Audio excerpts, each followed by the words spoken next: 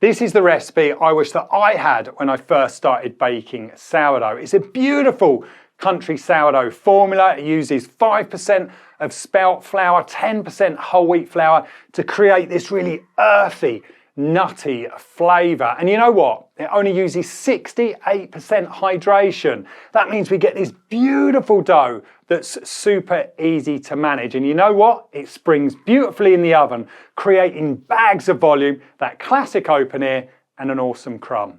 Right, so first up, I'm going to create my flour blend, and that's going to streamline the mixing process a little later on.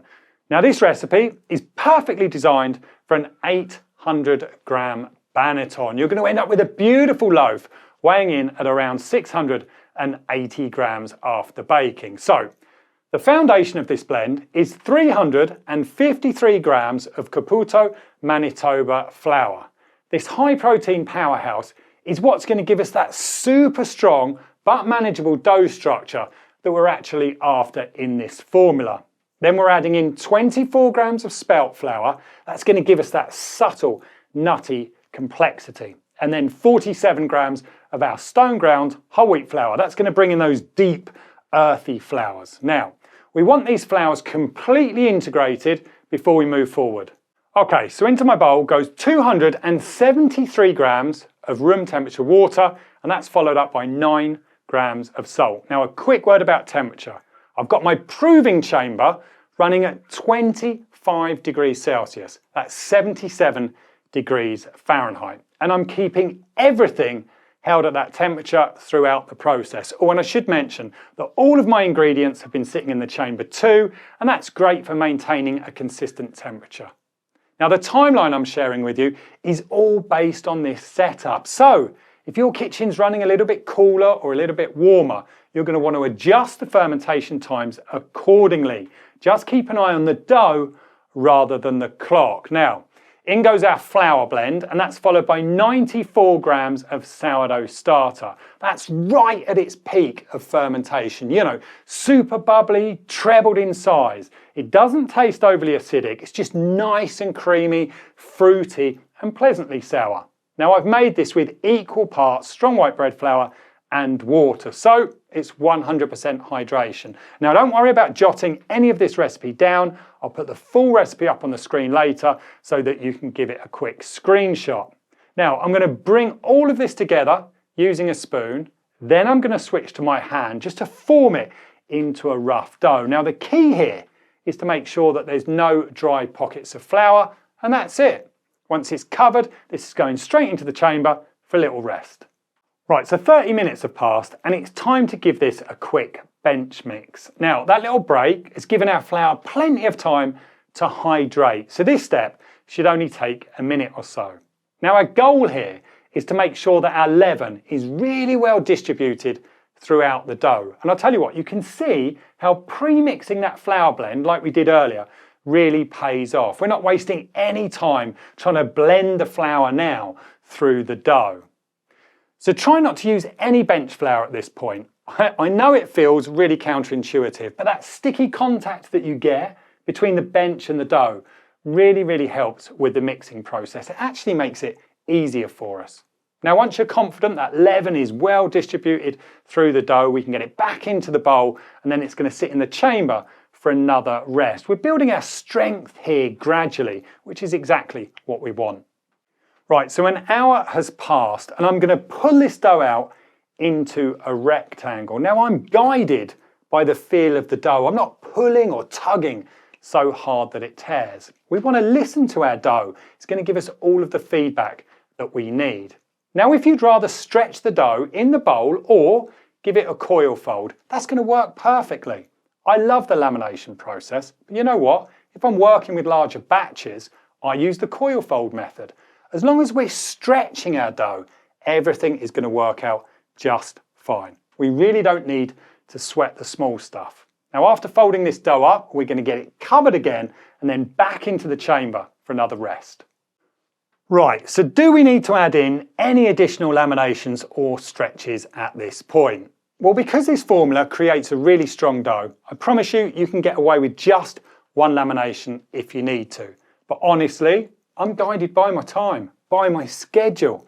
If I'm tight on time, the dough's only going to get one lamination, and I promise you, that's it. But if I've got some spare time, I might wait an hour and then give it a second lamination or a coil fold in the bowl. Well, in this instance, obviously, you can see I'm set up with all of my cameras, so I'm going to give it a second lamination on the bench. That's it. After shaping, it goes back into the bowl. It's going to sit in our chamber again to complete the bulk fermentation. And I'm not going to touch this dough anymore. But what I am going to do is keep my eye on it. I'm going to keep checking to see how much it's increasing in volume. Remember, we want to be guided by the dough and not the clock. It's always going to give you better results. Right, so our dough has been bulk fermenting for 6.5 hours and it's increased in volume by 75%. Now, our dough, it holds its shape beautifully. It's got really good gluten development. So I'm not dividing it. And in this case, I'm going to skip the pre-shape completely. I'm going to go straight into the final shape. Now, I'm gentle here with my dough. I want to keep things straightforward. I don't use any fancy techniques at all. I just gently ease this dough out into a circle. I fold the two sides into the middle and then I roll that dough up towards me. When I get to the end, I just pinch the seam closed. Now my goal is to retain some of those lovely gases that we've created during our fermentation process. But the important thing is to bring the surface under tension. Now the dough gets a very quick bath in rice flour, then I'm going to place it in the banneton with the seam side facing up. This is going to go back into my chamber to prove, and we are nearly there. Now it's important to note that my dough has been sized perfectly for the proving basket. That means that as the dough proves, when it gets up to the top of my basket, I know it's pretty much ready.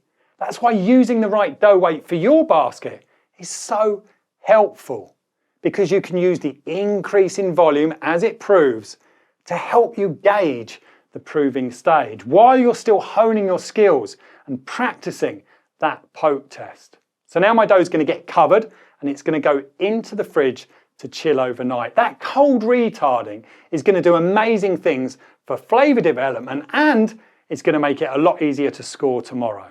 Right, so it's 8 o'clock the next morning. I've preheated my oven and my baking stone to 220 degrees Celsius or 428 degrees Fahrenheit for all of my American friends.